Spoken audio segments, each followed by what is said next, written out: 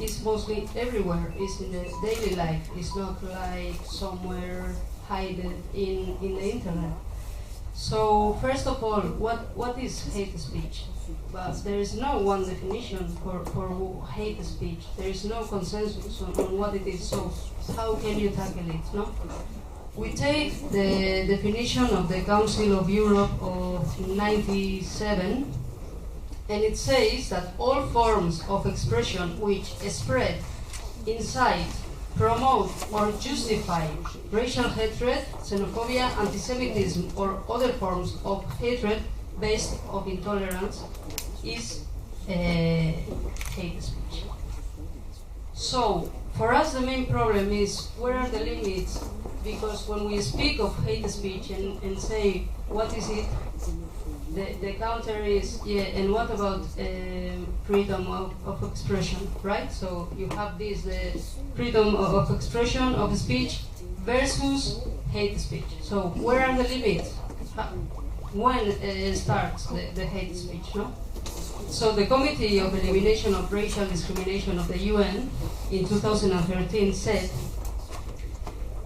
to tackle hate speech, we have to take in account some things, like the content and form of the narrative or of the message, because it's not the same thing a subtle speech or openly racist speech, for example, no?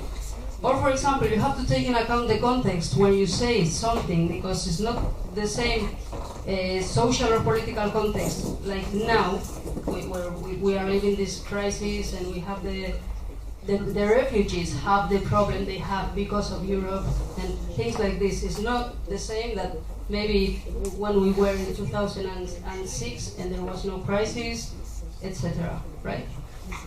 You have to take in account also the position and impact of the speaker. It's not the same thing that if, for example, Sarkozy comes and speaks about the people of the banlieue, like the Hakai, and he was a prime minister, if I'm not wrong. President. The president, sorry. In France we have a problem. Or if I am having a coffee there on the bar and speaking like this, it's not the same at all, no? And you have to take in account also the aim of this discourse. So that said, what is the hate speech? What can be hate speech? For us, we have to take in account a very important thing, and I think in the table was said this. You have the stereotypes about groups, about people. Every one of us have stereotypes because we can't get everything in the real life. We don't know everything, so we have like 3-4 ideas about something just to manage, just to understand what can be this. But then, if you all the time use stereotypes, you are using prejudices, and this is the problem, because you will be discriminating somebody. For example, if you have a concrete idea about Roma people, and a Roma woman comes to you to ask for a job, if you offering it or whatever, and you treat her with your prejudices, you are becoming racist. You have a problem, and she is having a problem also, right? Same thing about rumors. Rumors like, for example, immigrants take all the social benefits, immigrants don't want to integrate, immigrants can't get our values. It's impossible, for example, no? And then the next step would be the hate speech, which is, as I said, it is conditioning the life of real people. And why is important hate speech? Because after this comes violence, physical violence and hate crimes. It's not because it's not like morally right to use these discourses. No, it's because it has real impact. And then in the last step, if you want, of this continuum, yeah, you have the genocide. So, in the basis of everything are stereotypes, prejudices, rumors, and then there you go. So, this is why we tackle every day, for example, we read and empty 24 newspapers in Spain, online and offline, to watch what they are saying. And they are not all the time using hate speech openly, but we must know what they say and how they treat about immigration, how they represent it because they are creating and reproducing an image very usually very problematic. So where you can find hate speech, for example, no? I was saying like it's not the same that if a politician like Sarkozy, for example, uses this word, and they do so, and Cameron was doing so when he was speaking about swarm from people, immigrants coming from Calais, for example. He was saying like they are a swarm, yeah, like insects, a plague.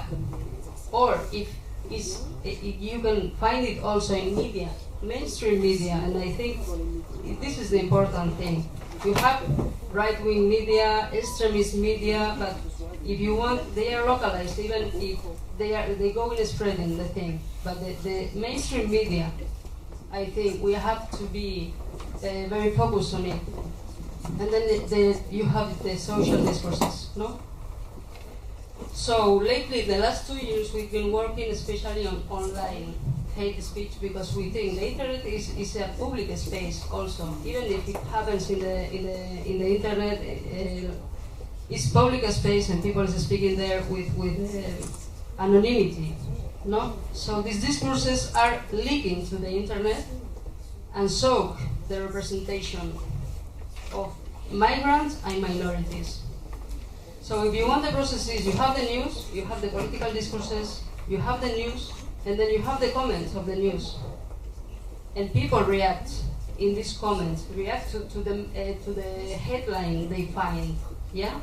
And then it jumps to Facebook or Twitter, for example, and then maybe you can have racist memes on the WhatsApp. So all this process, you can find that there is a normalization and banalization of dangerous speech. About all this, what are the responses? So what can be the solution if there is one? So, for example, there are examples and different experiences. For example, I don't know if you know sexismproject.com, Everyday Sexism Project. They started in the internet tackling advert ads of different companies, sexist ads, and they started to denounce it, like a campaign. And they denounce it to the Facebook or Twitter or whatever, trying to be removed. And they did so, and then they get the success. No? This can be one idea.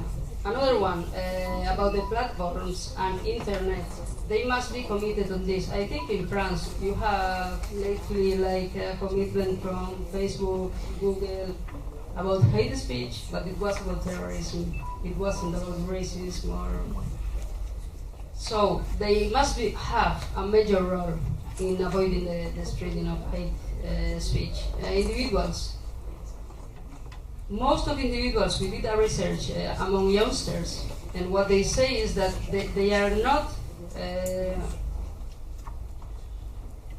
capable to counter this speech because they are afraid of losing friends or being rejected or whatever. So you have there the spiral of silence that we call. So you don't cut